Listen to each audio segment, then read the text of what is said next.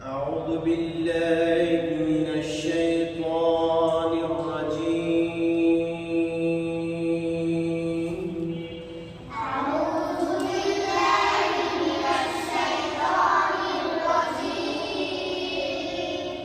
بسم الله الرحمن الرحيم. بسم الله الرحمن الرحيم. الحمد لله رب العالمين.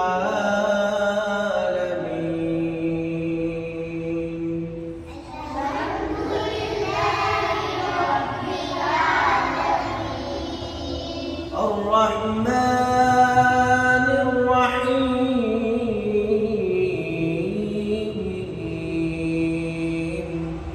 الرحمن الرحيم. مالك يوم الدين.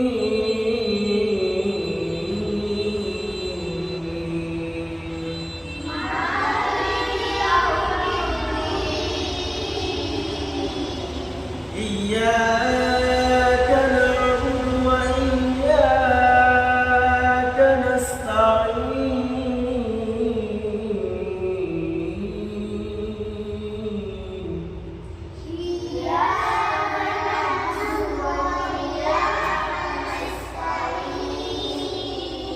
اهدنا الصراط المستقيم.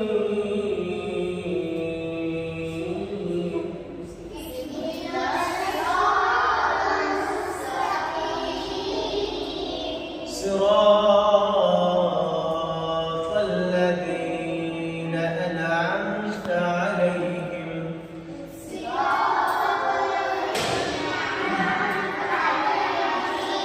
غير المغضوب عليهم ولا الضالين.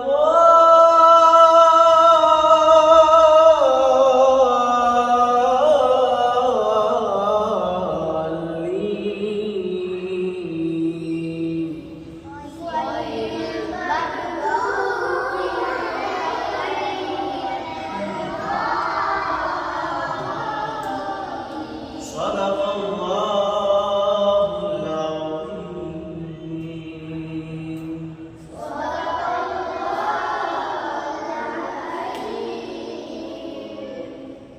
এই যে আমরা কি সূরা তেলাওয়াত করলাম? সূরাতুল আল-ফাতিহা। সূরাতুল আল-ফাতিহা। আল্লাহ রাব্বুল আলামিন আমাদেরকে আর 1 থেকে 2 দিন পরে একটি পবিত্র মাহে রমাদান মাস দান করবেন ইনশাআল্লাহ। আল্লাহ রাব্বুল আলামিন সে পর্যন্ত আমাদেরকে হায়াত দিক, বলি আমিন। আল্লাহ রাব্বুল আলামিন কোরআনে বলতেছেন, ইয়া আইয়ুহাল্লাযীনা আমানু কুতিবা আলাইকুমুস সিয়ামু কামা কুতিবা আলাল্লাযীনা মিন ক্বাবলিকুম লাআল্লাকুম তাত্তাকুন। হে ঈমানদারগণ, হে ঈমানদারগণ, তোমাদের উপর রোজা ফরজ করা হয়েছে, ঠিক যেমনই ভাবে তোমাদের পূর্ববর্তী গণদের উপরও কি হয়েছিল? রোজা ফরজ করা হয়েছিল, যেন তোমরা মুত্তাকি হতে পারো। সূরাতুল আল-বাকারা 183 নম্বর আয়াত।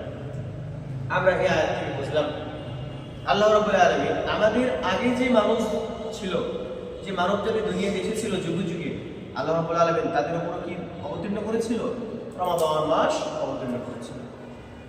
কিন্তু বর্তমানে আমাদের জন্য রোজা রাখা একটু কষ্টকর হয়ে গেছে। চারপাশে কি ছড়িয়ে গেছে? অশ্লীলতা, বেহায়াপনা, এগুলো কি হয়ে গেছে? ছড়িয়ে গেছে। রমাদান মাস আসলেই আমাদের পণ্যের দাম বেড়ে যায়। ব্যবসায়ীরা কি করে? পণ্যের দাম বাড়িয়ে দেয়, শয়তানের ধোঁয়া পড়ে। এখন আমার মূল কথা হচ্ছে, তোমরা এখন আমার ছোট্ট প্রিয় বন্ধুরা, তোমাদের উদ্দেশ্য আমার একটা কথা হচ্ছে, এই মাহে রমাদান মাস কি প্রতি বছর বারবার সব মানুষ পায়? দেখবা গত রমজানে অনেকেই ছিল, এই রমজান মাস আসতে না আসতে অনেকেই কি দুনিয়া থেকে চলে গেছে, কবরে শুয়ে আছে অন্ধকার। কিন্তু আল্লাহ রাব্বুল আলামিন তোমাকে আমাকে যে এখানে এখনো বাঁচিয়ে রেখেছে, এই জন্য পড়ি আলহামদুলিল্লাহ। আলহামদুলিল্লাহ। তারপরে সর্বোপরি শেষ কথা বলতে চাই, আমার প্রিয় ছোট্ট বন্ধু, তোমাদের উদ্দেশ্য করে বলছি আমি, রমাদান মাস পালন করা মানে শুধু ভোর রাত্রেবেলায় সাহারি খাওয়া আর সন্ধ্যাবেলায় ইফতার খাওয়াই নয়। মাঝখানে আমাদের অসংখ্য কাজ করতে হবে। আমাদের কোরআন তেলাওয়াত করতে হবে, নামাজ পড়তে হবে, ভালো কাজ করতে হবে। তোমরা যেহেতু ছোট্ট বন্ধু আমার, তোমাদেরকে আবারও বলি, তোমাদের মায়ের কথা শুনতে হবে, বড়দের কথা শুনতে হবে, বড়দের সম্মান করতে হবে, ছোটদের স্নেহ করতে হবে যারা তোমার চেয়ে ছোট আছে, ঠিক কিনা? এবং সবাইকে কি করতে হবে? বড়দেরকে সালাম দিয়ে চলতে হবে, আর যারা তোমার ছোট আছে এদেরকে স্নেহ করবা। এই হলো তোমাদের জন্য কি রমাদান মাস। তুমি যদি রমাদান মাসে রোজা যদি না রাখতে পারো, কষ্ট যদি হয়, তারপরেও কি একটু একটু করে রাখার চেষ্টা করবা। কারণ একবারে কি সব সম্ভব? একদিনে সম্ভব? একদিন সম্ভব না। আজকে তুমি 12টা পর্যন্ত খেয়ে থাকলে, না খেয়ে থাকলে, ঠিক আছে, থাকতে পারলে না, কষ্ট হলো, একটু কষ্ট করে যতদূর সম্ভব রাখার চেষ্টা করবে। না রাখা হলে ছেড়ে দিবে, কারণ তোমার উপর কি এখন রোজা ফরজ হয়নি। এরপরে আগামীকালকে আসর পর্যন্ত রাখবা। এরপরে তুমি পড়তে পড়তে পড়তে একটা সময় কি অভ্যস্ত হয়ে যাবে তোমার, আর একটা সময় কি করবা? তুমি রোজা ছাড়বা। এই জন্য এখন যেহেতু তুমি ছোট আছো, তোমার আম্মাকে তোমার আব্বাকে বলে দিবা যে আম্মু ভোর রাত্রেবেলায় সাহারি খাওয়ার জন্য আমাকে তোমরা কি করবা? ঘুম থেকে ডেকে দেবা। তোমাদের সাথে আমিও রোজা রাখবো, তোমরা যেমন রোজা রাখো আমিও তোমাদের মতো করে রোজা রাখবো। এই বলতে পারবে না তোমরা? পারবা? খাওয়ার লোভে, পানি খাওয়ার পিপাসার লোভে রোজা ভেঙে দেওয়া যাবে না। তাহলে প্রতিদিন রোজা রাখবো ইনশাআল্লাহ। বলে ইনশাআল্লাহ।